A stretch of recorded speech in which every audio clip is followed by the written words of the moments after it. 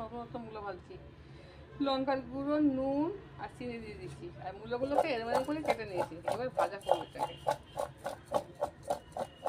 হলুদটা মাখিয়ে নিচ্ছি। হলুদ দেয়নি, একটু করে খেয়ে দেই কীরকম লাগবে।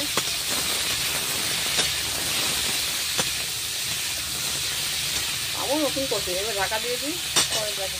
এই দেখুন আমার মুলি ভাজাটা হয়ে গেছে, এবার নামিয়ে দেবো। দেখছি কীরকম লাগছে। তো সর্ষেটা খুঁজে পাচ্ছি না, সর্ষে ফোড়ন দিলে খুব ভালো হতো। এই একরকম মুলি ভাজা।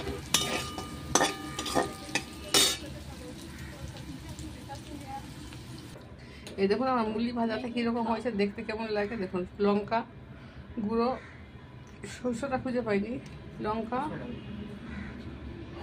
হলুদ, তেল দিয়ে ফোড়ন দিয়ে ভেজেছি। দেখুন এটা অন্যরকম করে। ভালো লাগলে লাইক শেয়ার করে দেবেন।